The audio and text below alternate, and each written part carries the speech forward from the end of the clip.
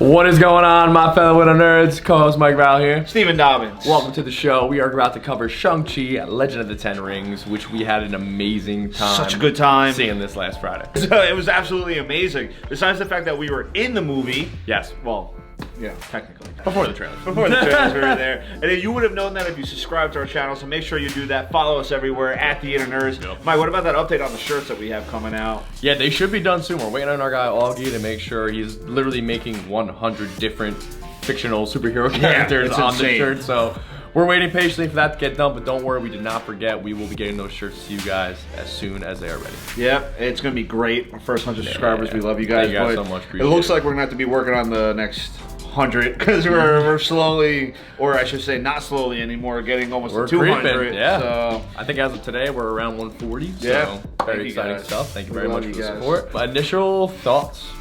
Shang-Chi. Yeah. Easily one of my favorite movies now. Hands down. It brought out the kung fu elements, which I absolutely love as someone who loves martial arts. I thought it did a great job in taking the 70s feel of like a Bruce Lee film, a lot of Jackie Chan-esque to it, which I thought was great.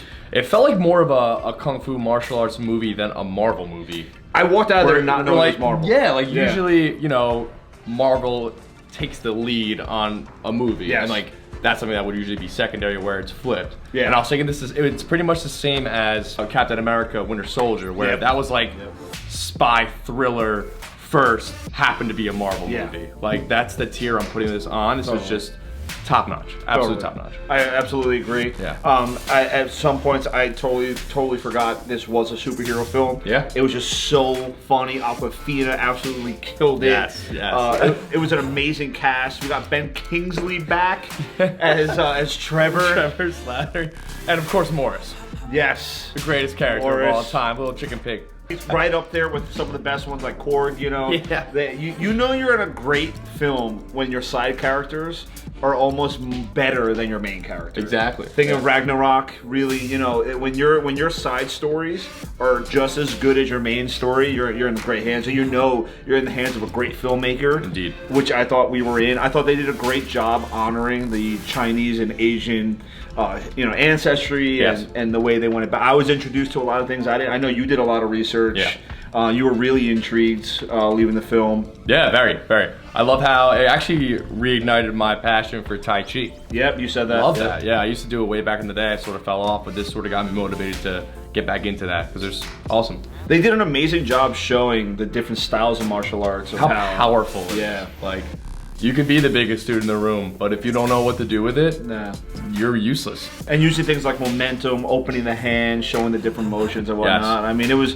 it was definitely an inspiring thing to see in that sense. It also had some of the best, just original fight sequences, like the bus scene. Yes. Which was like a movie in itself. Oh my god, it was like 0 to 100 so quick. I feel like from that point on, the movie just literally took off. Where at the beginning it was like very slow. Yeah. We got introduced, this and that, and all of a sudden, bam. Yep. Nuts. And that was my favorite. When they were fighting around the building, that was insane. Yeah. That was crazy. Him fighting his dad was really cool. Yeah. I mean, it was just like I really tried to be critical watching the film. And the only thing I could say was I was jealous that they said Mike and Gina. And his girlfriend, if you don't know by now, is Gina. Yeah. So going into hiding, and your name is Michael. You want to change it to Michael. That's not what happened. It's like, hi, my name's Gina. I'm gonna go into hiding. My new name's Gina. What a slam dunk for Marvel. Absolutely. And absolute slam dunk. And how they sort of kept it pretty comic book accurate, you know? Yeah. I'm not fully through the series yet, but I have been reading the Master of Kung Fu series from the 1970s. So I'm about to start issue number 28. But a couple things they retcon, like Jia Ling, his sister, was actually in the comics. Her name was Fa La Su. She had the ability to like captivate men and control them with her emerald eyes, and she actually is a villain. She's like just as bad as Fu Manchu, who in the movie here is Wen Wu, his father, but in the comics he's known as the Mandarin, Fu Manchu. Top tier villain there as well. So it's very cool to see how they pretty much kept the origin of Shang-Chi from the comics in there with their own little flavor and twist to it. I really enjoyed it. And I think they're going to do really cool things with setup. For instance, I think now that she's in charge of the 10 rings, kind of going to what you're saying, she might get involved with Sharon Carter. and over there, we might see some tension in the criminal world, which would be sick. They definitely left a lot of questions open, which we're really excited about. I guess we should get into some of that. Yeah. Let's tackle the biggest one. Who's the Beacon calling? yeah. So if you haven't seen the post-credit scene by now, I guess you're losing. You should go see that ASAP. But Wong is telling Shang-Chi that the rings, when he used them to kill the demon dweller, soul suckers, the soul suckers, it let off this beacon, and we don't know who it's calling. We're not sure if it's an ally or a villain it's calling, but I don't know. What do you think? Well, we don't know.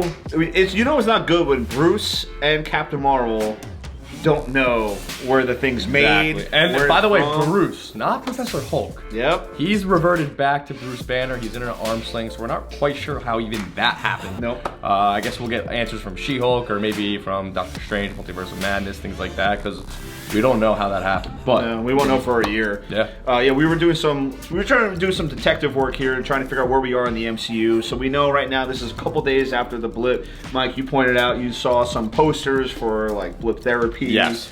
Stuff like that. So we know we're a couple of days there, which if you put it in the timeline, we're in the same time as WandaVision, as Spider-Man, Far From Home, and the new one coming out. Yep. And then we're somewhere around Loki. Like probably the early first 2 episodes of Loki. We're somewhere in that vicinity of timeline is where we're at. Yeah, the Inner Nerds is theorizing that a lot of these films are going to culminate with their sequels in whatever Loki's outcome is in the multiverse. Exactly. Like the sequels to these properties that we're seeing now, they're gonna show the aftermath of what's happened in Loki, the multiverse, and all of this stuff. So people saying back when that the shows aren't gonna be too important to watch, you are heavily sleeping if you do not watch these shows. You need to be watching everything so you understand it fully. Theoretically, we might not see Shang-Chi for another 2 years unless, like you just said, this might tie into Moon Knight. Yeah. Unless it goes into She-Hulk. I highly doubt it's going to be in the Hawkeye series coming out in November. I could see the Beacon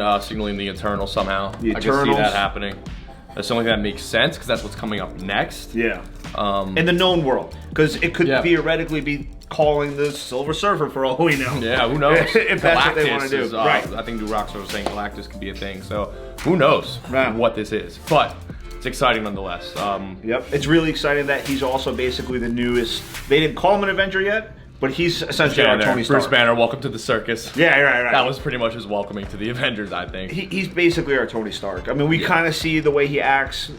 And we were saying this. We love how he's just a normal guy. Normal. He takes Wong out for drinks afterwards. But we were saying how he's in the same way that Tony Stark was relatable. He's that way. The actor is that way. He's just a normal dude who happens to have extensive training. Yeah. But he seems like the natural fit as the next leader of what will be whatever iteration of the Avengers are going to be. We get next. Yeah. Yeah. I mean, whether that's maybe the Young Avengers or whatever they decide to call it. But seeing him and Spider-Man in the front lines and with Strange is pretty freaking epic. It's going to be sick with whoever the new Black Panther is. Yeah. But we also get that tie-in with the Mandarin. We see it come full circle to 10 Rings with Trevor, which was hilarious. It was funny to see like Wenwu was so pissed off that Trevor Slattery took his name Mandarin and he was being held captured him. Became a jester. The entire time. I was so obsessed with Ta Lo. Literally Pokemon out in the open, Ninetales majestically on a rock. That was awesome. There was like a horse dragon, birds. the phoenix, the miniature phoenixes, and of course the Great Protector, which probably wanted to tattoo one day. Speaking of that, where is that dimension? Is that a multiverse place? Is it, because they did mention your universe. They did say, well, I don't know what that means. We get more demons coming out. Yep. There is more. All this film does was set up questions. That's all it did. I know, it really it said did. nothing out. But we're seeing, like, even in the last episode of What If, we're seeing the dark side of the Marvel universe, and we're seeing these demons come to light, and especially in this film, a demon dweller pretty much looked like the octopus thing that was coming out in both episode 1 and episode 4 of What If. Yeah. So I don't know if they're trying to tie that in or what, but I guess we'll find out. And we've said here on the channel, we do believe What If will tie in to... Yeah, you said that. I wasn't really behind it, but now I'm starting to get behind it because I thought it was just going to be something fun, something separate, but it looks like it is actually tying into the bigger scheme of things. It'd be cool. I mean, they're taking it in a way that I never guessed. I never thought this was where they were going with the MCU. Yeah. I love it. It's really cool. We know that there's other things coming out, like the Iron Wars, Secret Invasion, but like how these all tie in, and I have no idea. There's so much coming out, and there's things that they know are coming out that they haven't mentioned. There's no talk of Phase 5 yet. None. Which, I mean, Phase 4 got announced in 2019. Obviously 2020 happened, but everything's rolling again. So it's like, where's our announcement for what else is next year wraps up Phase 4? Yeah, unless they're continuing Phase 4. So we only have one more year left of all these films. I can't believe we're saying that, because when we started the Inner Nerds, we had nothing. Spider-Man had just come out, and now it's like, we had a dry spell. Right. And now it's like too much to handle. We're like, oh my god, it's right, overwhelming. like, oh my goodness, there's so much happening. But now we need, like, Phase 5, I guess, might just be the multiverse. Yeah, I can see it. It might be the Secret Wars. Could be. The Russos might come back. I'm excited. I love this film. It was so much fun. Yeah, you guys, I think we give this like an 11 out of 10. Yeah, and if you don't see it in the movies, you're messing And that's not just because we're biased Marvel fans. No. This is absolutely amazing. And you need to go experience this in a movie theater. Go support your local theater. Get out there. Go to the movies, however you feel comfortable doing so.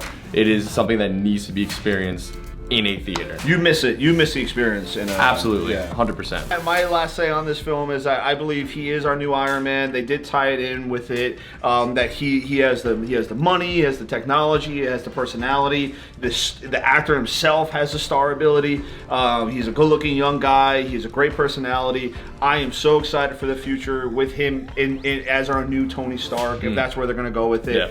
Yeah. So that's my last say on this. What he said. Make sure you like the video, share with all your friends, and if you haven't already, subscribe to the channel. We greatly appreciate it. We'll see you guys on our next video. Have a great day. Peace.